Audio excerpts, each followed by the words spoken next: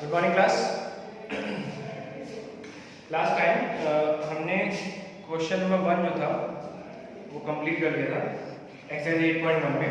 अब आते हैं क्वेश्चन नंबर 2 पर। देखिए उसका फिगर ये बना हुआ है, ठीक है। देखा है figure 8.13 find tan p minus cot r, ठीक है।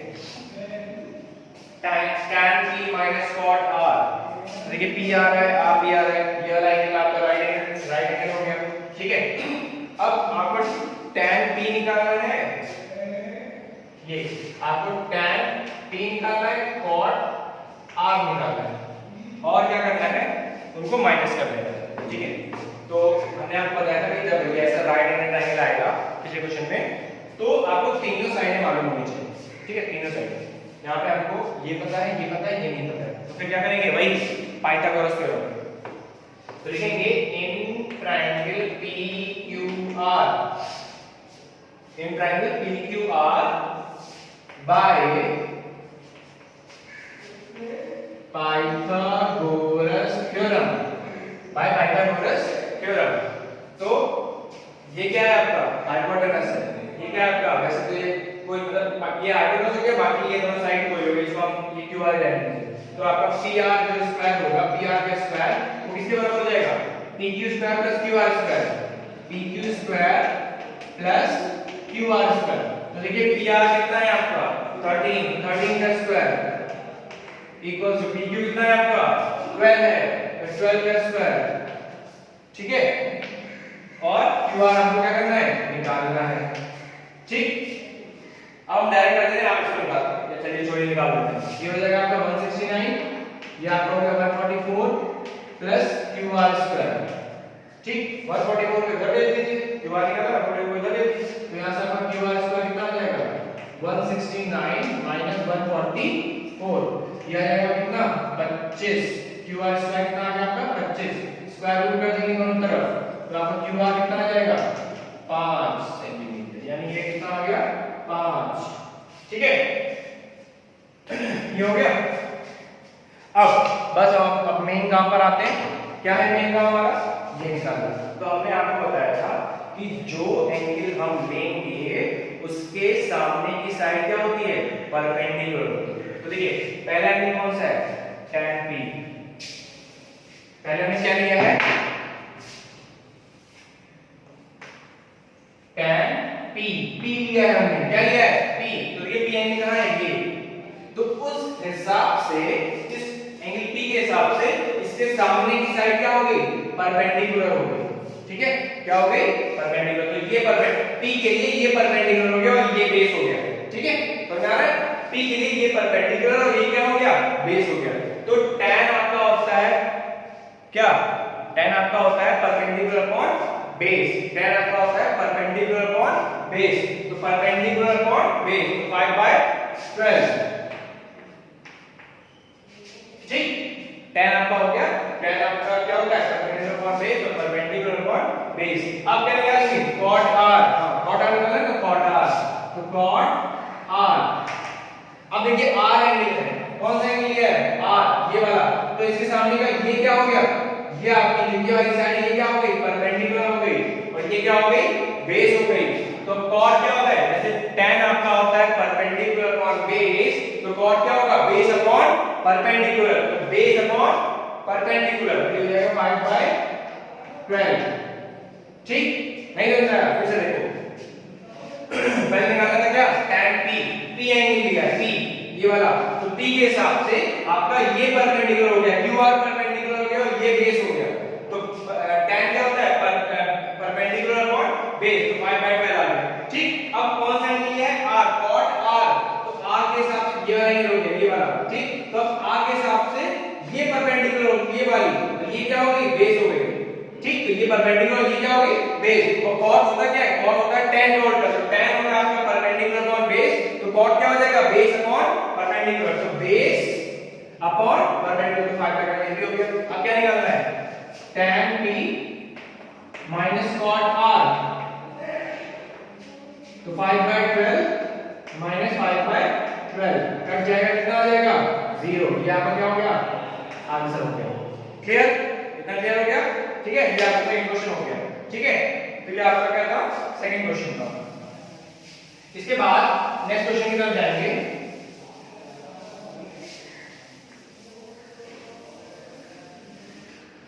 नेक्स्ट क्वेश्चन में देखिए, क्वेश्चन नंबर 3 है, लिखा है if sin a, question number 3, if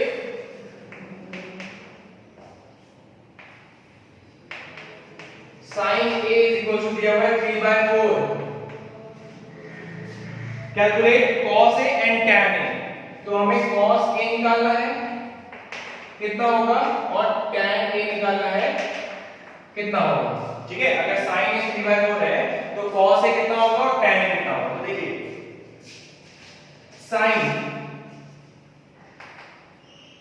sin आपका होता है क्या, परपेंडिकुलर अपॉन बेस। sin होता है आपका परपेंडिकुलर अपॉन बेस, ठीक। तो परपेंडिकुलर कितना है 3 और बेस कितना है 4। तो इससे ट्रायंगल बनाएंगे,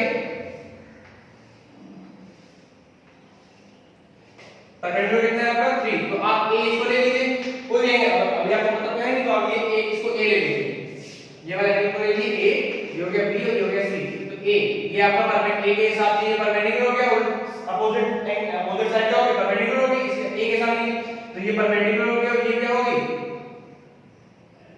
sin होता है perpendicular upon hypotenuse, sorry sin आपका क्या होता है परपेंडिकुलर अपॉन हाइपोटेनस। तो ये हां ये सही है, sin आपका होगा, ध्यान रखिए थोड़ी यहां मिस्टेक हो गई है, sin होता है आपका परपेंडिकुलर अपॉन, सॉरी फिर से गलत हो गया, sin आपका होता है आपका हां सॉरी परपेंडिकुलर अपॉन हाइपोटेनस। तो परपेंडिकुलर अपॉन हाइपोटेनस, तो ये परपेंडिकुलर है और ये क्या है हाइपोटेनस है। तो ये आपका ये 4 हो गया, आपको ये निकालना है, ये भी निकालना है, ठीक है। sin ध्यान रखिएगा परपेंडिकुलर अपॉन हाइपोटेनस होता है, ठीक। तो ये 3 है ये 4 है, तो आपको ये निकालना है, ठीक। तो वही क्या चीज, पाइथागोरस थ्योरम, ठीक। तो लिखेंगे by Pythagoras theorem, by Pythagoras theorem. तो 4 का स्क्वायर इक्वल्स टू 3 का स्क्वायर प्लस x का स्क्वायर, ठीक। ये x इसको हम x मान लेते हैं, तो 16 इक्वल्स टू 3 का स्क्वायर हो गया 9 प्लस x का स्क्वायर, ये इसको जब ले लेते हैं 16 में से 9 गया कितना बचेगा, 16 में से 9 गया तो आपको बचेगा 7। तो x स्क्वायर कितना हो गया आपका 7, स्क्वायर रूट कर दो तो x कितना आ जाएगा √7, x कितना आ गया आपका √7 आ गया, ठीक। x आपका कितना आ गया √7। सब मिल गया, सारी साइड आपको मिल गई, ये आपका क्या आ गया √7। अब cos से निकालना है और tan निकालना है, ये एंगल चेंज नहीं हुआ है, वहां पे sin है था और ये cos है और क्या है tan है, तो सब वही रहेगा, एंगल चेंज नहीं हुआ है, ठीक है। तो अब cos क्या होता है, cos से क्या होता है, जैसे sin होता है आपका परपेंडिकुलर अपॉन हाइपोटेनस, तो cos क्या होता है आपका बेस अपॉन हाइपोटेनस। तो बेस क्या है √7 और हाइपोटेनस कितना है 4, तो cos कितना हो गया √7/4। tan क्या होता है perpendicular upon base, perpendicular 3 upon base कितना है √7। आंसर ये आपका क्या हो गया, आंसर हो गया, ठीक है, क्लियर। इसके बाद नेक्स्ट क्वेश्चन की तरफ चलते हैं।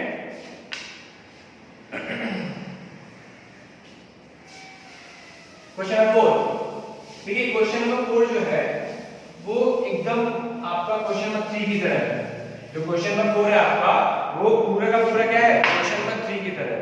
क्वेश्चन हां क्वेश्चन 4 जो है वो आपका 3 की तरह है, देखिए। तो हम इसमें 4 को छोड़ देते हैं और 5 को करते हैं। 4 की एक हिंट हम आपको बता देते हैं कि कैसे होगा, कि लिखा है 15 cot A इक्वल्स टू 8, कैसे लिखा हुआ है, तो cot A 15 एक मल्टीप्लाई करके डिवाइड कर देंगे तो cot इक्वल्स हो जाएगा 8/15।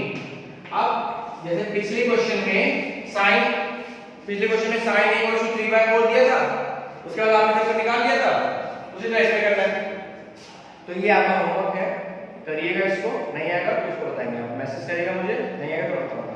क्वेश्चन 5 देखिए, लिखा है sec थीटा, इसको यहां से हटा देते हैं, देखिए लिखा हुआ है sec थीटा इक्वल्स टू क्या है 13/12। तो लिखा हुआ है calculate all other trigonometrical ratios, मतलब बाकी सारे निकाल लें, मतलब sec के अलावा जितने होते हैं sin cos tan cosec और cot ये सारे आपको निकालने हैं। तो देखिए sec क्या होता है, sec उल्टा होता है cos का, बताया था आपको sec किसका उल्टा होता है cos का। cos क्या होता है बेस अपॉन हाइपोटेनस, cos क्या होता है बेस अपॉन हाइपोटेनस, तो sec क्या हो जाएगा हाइपोटेनस अपॉन बेस। तो ये आपका हाइपोटेनस हो गया और ये क्या हो गया बेस हो गया, ये आपका हाइपोटेनस हो गया, ये क्या हो गया आपका बेस हो गया। तो ये आपका हाइपोटेनस और ये आपका क्या हो गया बेस, और थीटा एंगल ये है, ठीक, क्योंकि थीटा के सामने तो परपेंडिकुलर है, क्योंकि इसमें परपेंडिकुलर तो है नहीं, हाइपोटेनस है और बेस है, तो हमने हाइपोटेनस को ले लिया और बेस इसको ले लिया, तो यही तो परपेंडिकुलर आएगा। तो एंगल थीटा कौन सा होगा ये, क्योंकि देखिए इसी के सामने का जो एंगल ये आएगा, इसी एंगल के साथ तो ये परपेंडिकुलर आएगा, तो इसको हमने x मान लिया, ठीक। अब बाय पाइथागोरस थ्योरम,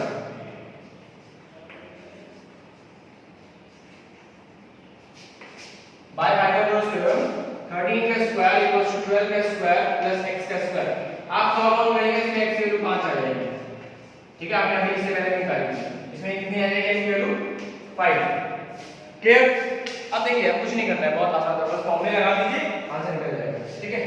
सारी वैल्यू मतलब कि 5 13 12, बस क्या निकालना है sin theta cos theta tan theta cosec theta sec बताइए और cot थीटा, ये आपको सारे निकालने हैं, ठीक है। sin थीटा, sin क्या होता है perpendicular upon hypotenuse, perpendicular upon hypotenuse 5/13। cos क्या होता है, देखिए cos किसका उल्टा होता है sec का, cos किसका उल्टा होता है sec का, तो sec कितना है 13/12, cos क्या हो जाएगा 12/13, ठीक। tan होता है perpendicular upon base, perpendicular upon base, तो 5/12। cosec क्या होता है sin का उल्टा, cosec क्या होता है sin का उल्टा, तो sin क्या है 5/13, cosec क्या हो जाएगा 13/5, क्लियर। बार-बार दिमाग लगाने की जरूरत नहीं है, ये सब चीजें ध्यान रखेंगे, फॉर्मूले ध्यान रखेंगे तो आपका आसान काम क्या हो जाएगा आसान हो जाएगा, और टाइम क्या होगा कम लगेगा। cot क्या होता है किसका उल्टा tan का, tan क्या है 5/12, cot क्या हो जाएगा 12/5, खत्म हो गया, ठीक है। ये आपका क्वेश्चन नंबर 5 कंप्लीट हो गया, ठीक है, समझ में आ गया। इसके बाद क्वेश्चन नंबर 6 पर आते हैं।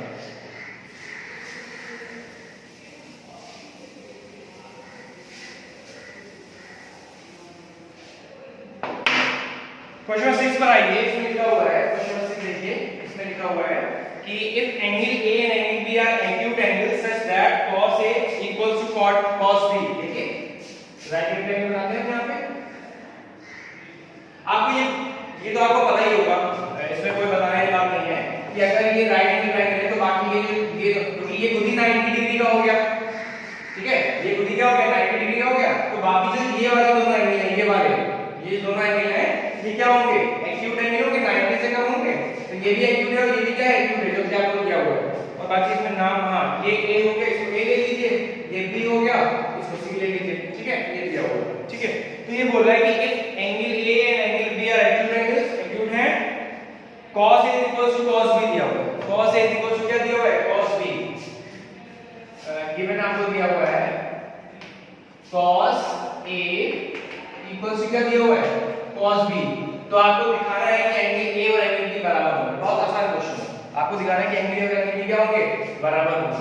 अब देखिए cos A निकालना है, cos B निकालना है, तो बराबर करते हैं cos A, लेकिन ध्यान रखिएगा कौन सा एंगल लेना है उसके सामने की साइड परपेंडिकुलर होगी, कौन सा एंगल लेना है उसको कौन सी साइड परपेंडिकुलर होगी, देखिए cos A एंड A कहां है ये वाला एंगल है, A के सामने की साइड ये वाली परपेंडिकुलर हुई, ठीक, A के सामने की साइड जो BC है ये परपेंडिकुलर हो गया और ये क्या होगी बेस, A के लिए ये परपेंडिकुलर और ये क्या हो गया बेस हो गया, तो cos आपका होता है परपेंडिकुलर बेस अपॉन हाइपोटेनस, क्या होता है बेस अपॉन हाइपोटेनस, कॉस आपका होता है बेस अपॉन हाइपोटेनस। तो a के लिए बेस ये हो जाएगा, a एंगल के लिए ये आपका परपेंडिकुलर हो गया और ये बेस हो गया, तो base upon hypotenuse AC upon AB।